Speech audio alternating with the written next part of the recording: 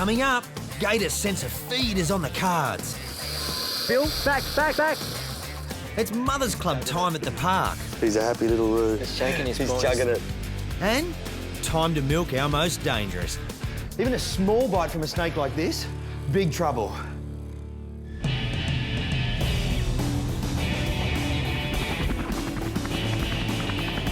There's some pretty dangerous jobs out there. People put their lives on the line every day.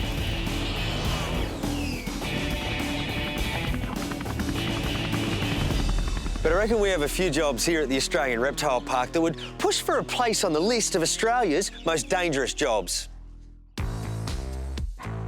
Every year without fail, there's a gator nest raid.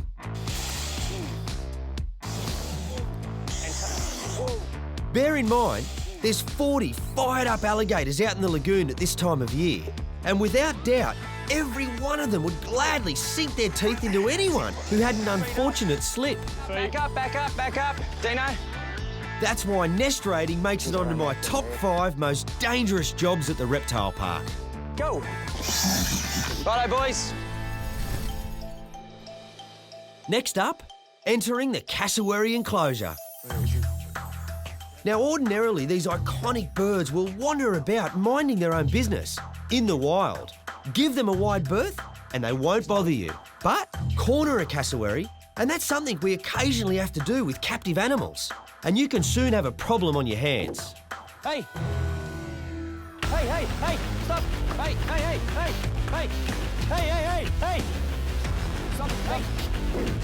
Hey, got it.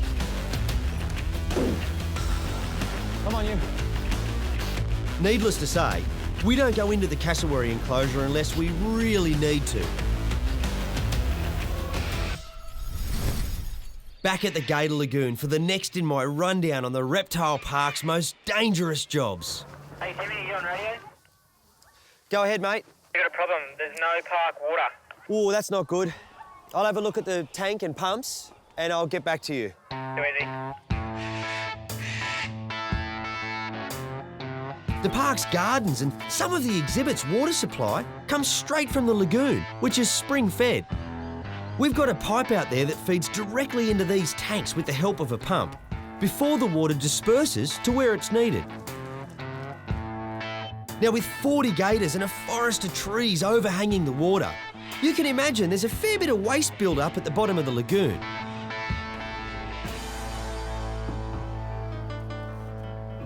Not good.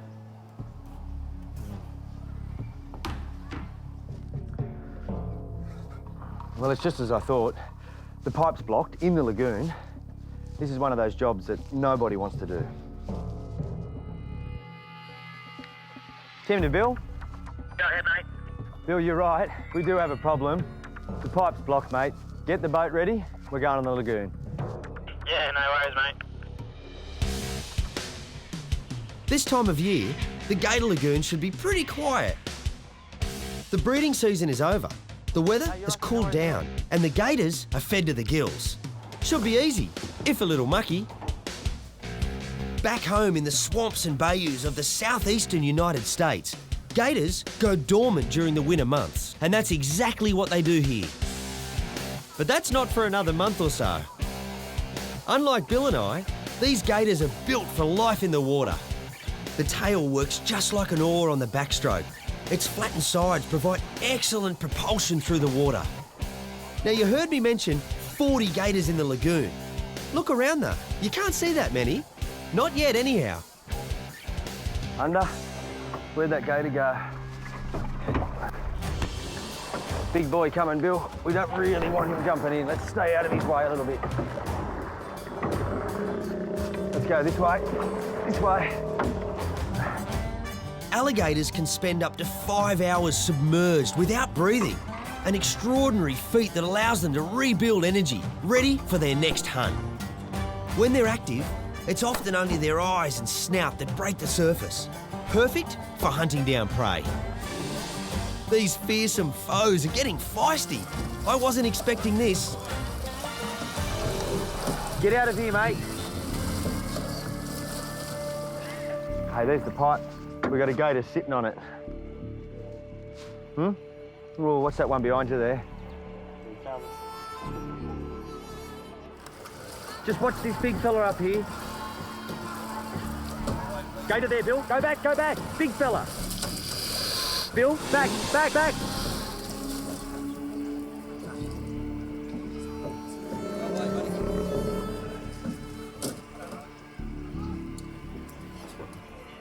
Now he's out of the way, it's time to get the pipe on board. And let me tell you, this is not one of my favourite jobs. We've had gators swimming under us. We've had gators trying to grab the oars. Who knows whether there's one under us right now, ready to strike.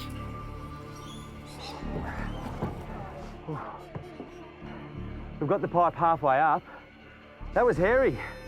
Gators everywhere and swarm. They think we're food. Bill promises me if I go in the drink, he'll get me out. Okay, so whilst Bill steadies the ship, I'm going to hoist the pipe aboard. Yes. Jeez, is that stuck or that heavy? No, I'm all right now. We got it. Oh, maybe I do. Yep, two-manner. The trouble is, with Bill giving me a hand, we're not what you'd call well-balanced. Whoa! 1, 2, 3. Okay, that's good. Hold there. Right. That thick sludge is our problem. This cage, when in the water, goes down over the foot valve here. But every now and then the mud builds up and it stops working. At least we know how to fix it. We've got a big male just out the back here. Googly Eyes is his name. And this corner is his territory. And he's letting us know about it. He's slapping his jaws, all puffed up, sitting proud on the water. We're almost done. Googly Eyes isn't the only gator we need to keep an eye on. Any one of this lot could be weighing us up and getting ready to attack, so we're on alert at all times. They might have a brain the size of the top of my thumb, but that doesn't mean they're silly, especially when they only have one thing on their mind. If it moves, it's potential prey, and it's not beyond one of them to be lurking right below us, ready to take a hand and drag us into the lagoon. 1, 2, 3. Let's put it in without us going in too. 1, 2. You got the rock. 1, 2, 3. Okay. Job done. That was hairy. Hopefully we don't have to do that again for another year. Let's get out of here.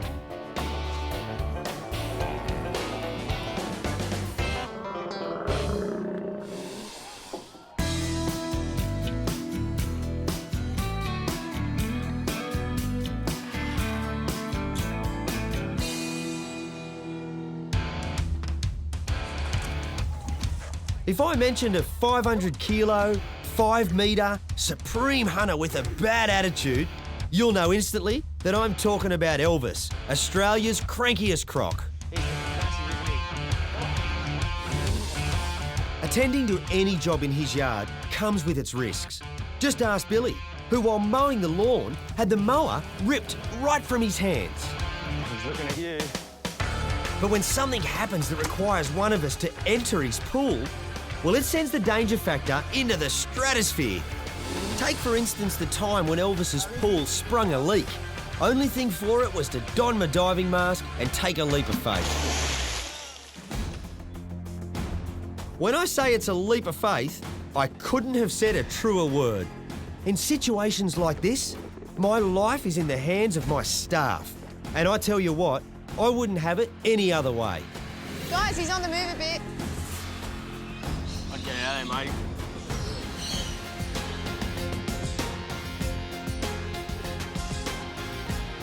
Did you get it all done or what? Yeah, it looks good. There was just a bit of a crack along that seal.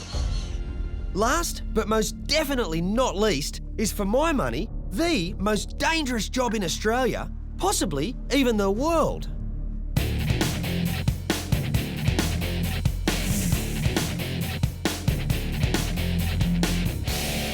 This job is one that we do every week, but it never gets any easier. In fact, it gets scarier.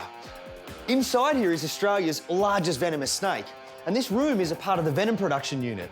We extract venom from snakes to be sent off and made into life-saving anti-venom. Sounds easy, right? It's not.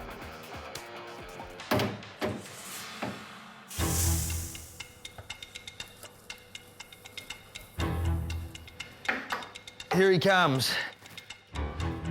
He's longer than me, almost by double. That's a 3-metre mulga snake, or king brown. Now, the trick is to get him onto that pad. Pin him with this pinner, grab him and extract the venom. And here goes. It's a 2-man job. Come on, Brutus. Okay, he's up. You right? Good, Bill? Yep. Okay. There we go. A head as big as my fist. Now, that's the terrifying part, actually grabbing him. You don't know if he's going to turn around, give you a nip, he might slip. Even a small bite from a snake like this, big trouble. Now this is a big venom vial. It's got a plastic sheath on top. Now the snake needs to bite onto this and that'll stimulate the flow of venom. So here we go. 1, 2, 3, Brutus. 1, 2, 3. Oh, there we go. Look at that. 2 fangs, both 1/2 centimetre long, and just venom. Drip, drip, drip, drip, drip. Enough in there to kill Bill and I a few times over. That's a good milking. And the thing about king browns is that their venom isn't that strong. They don't even rank in the top 10. But what they lack in toxicity, they make up for in size, in volume. I wouldn't want that amount of venom in me. Now that's stage 2. So we've restrained the snake, we've got him onto the vial. Now most snakes just let go and you can release. Piece of cake. But Brutus here, in particular, won't let go. We have to walk to his cage, put him back in. He decides when he lets go of the vial, and then we'll retrieve it. Come on, mate. You right? We'll walk him back in. Billy will open up the cage. Just before he goes away, have a look at the size of this thing. This is a venomous snake, mainly a snake eater in the wild. Look at that. No wonder they call him the king. Tail first. You don't want to let the head go and have a whole heap of body hanging out. Okay. He's off.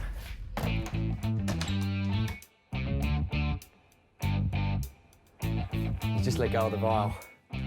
So we've restrained Brutus, milked Brutus, released Brutus. Now we've just got to get that vial out. It's liquid gold.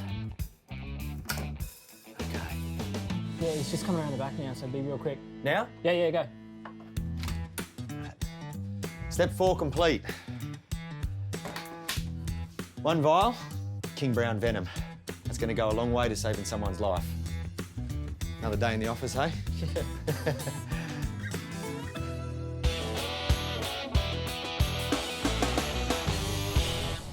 Would you mind looking after little Russell? It's not all snarling teeth and venomous fangs at the park.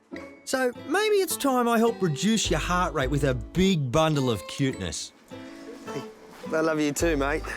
Hold on, not long now. Taking care of orphans is just part of the job for me at the park.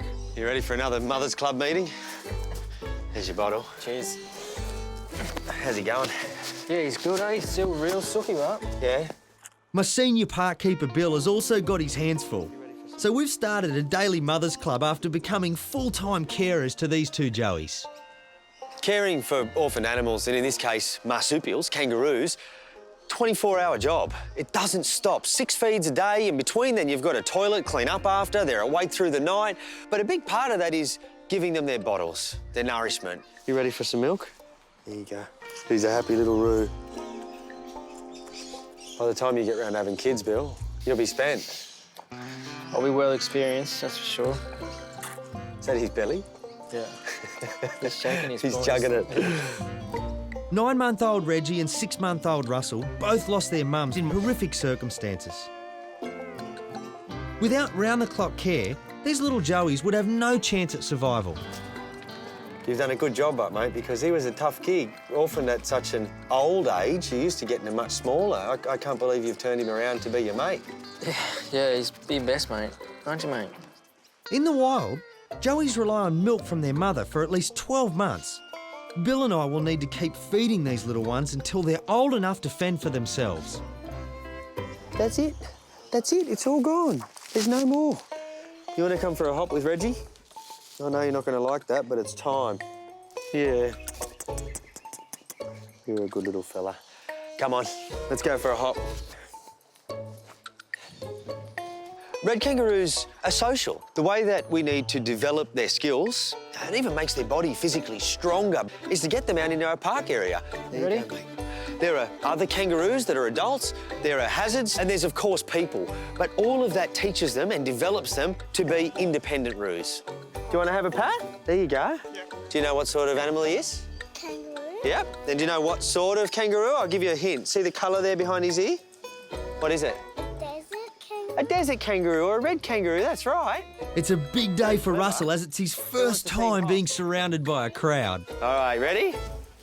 Now you have to say, go Russell! Go on! The thing is, it's an important step for the little joey to gain his independence. As in little ambassadors, and we... He's cheeky.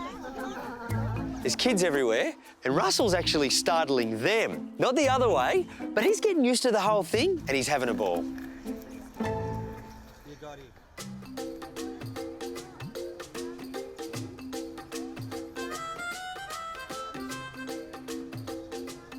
Over the last few months, I've seen these roos develop into their own little personalities. Now, they're good with people because they think we're their mums.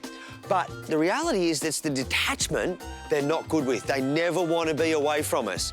But today, you start to see a picture that they're happy to go out and off a little bit. And that will begin to extend over the coming months until they're independent. The budding little ambassadors are a big hit with park visitors. But now it's time for their all-important daily weigh-in. Come on, mate. This way. I'm not coming back to pick you up. Come on, pal. That's it, boy. Let's go. Let's go.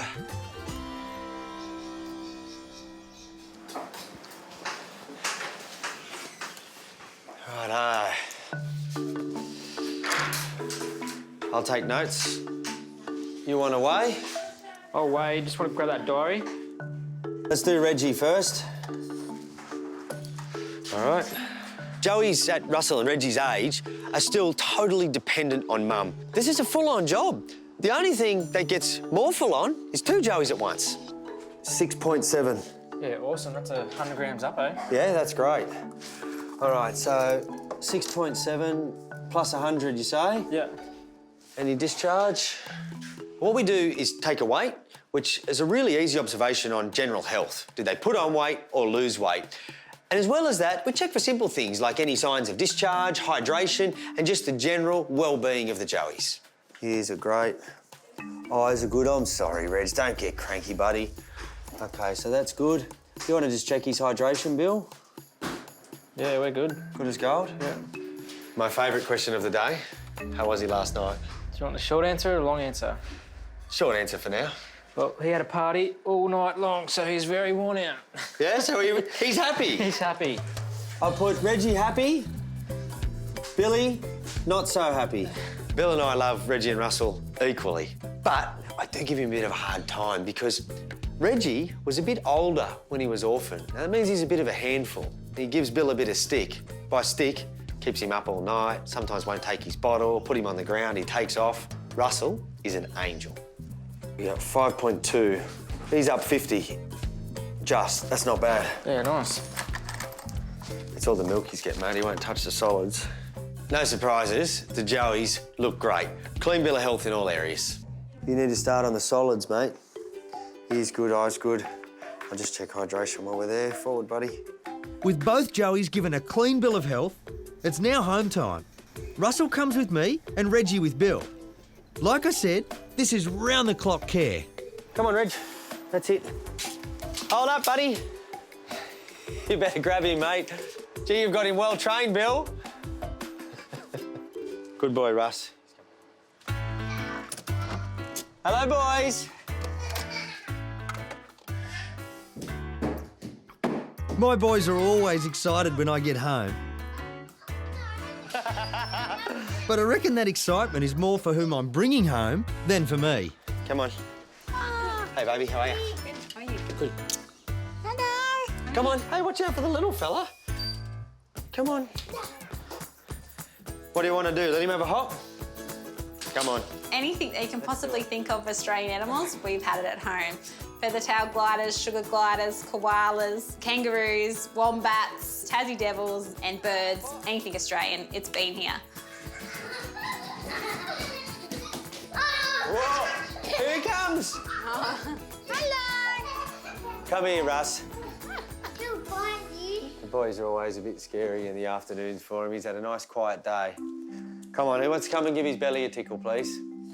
You know, I never forget how lucky I am to be able to bring my kids up with wildlife. Being around it teaches them compassion, empathy, understanding, and they're better for it. Russell! Oh, Mama, we might need a towel. The trouble is with our house guests, they don't always set the best example for the boys. He did a wee on the bench. Oh, no. Oh, Russell. Well, we may as well let him finish now, hey? Oh yes, there's always a constant mess when the boys are around, especially with the animals that Tim brings home. He doesn't like to clean up after them at all. So that's my job. Close your eyes. I love you. Close your eyes. Love you too, Moochie Poochie. Can we leave Russell on the door? Russell will be with us for at least the next few months, but then he'll stay at work and we get a bit of relief. Here we go. Night, boys. Night, Russell. When he goes, I think the boys will miss him a lot. What I won't miss is the round-the-clock feeds. Love you, boys. I bet he'll be up through the middle of the night, but whether he is or he isn't doesn't matter, because tomorrow, back into it again.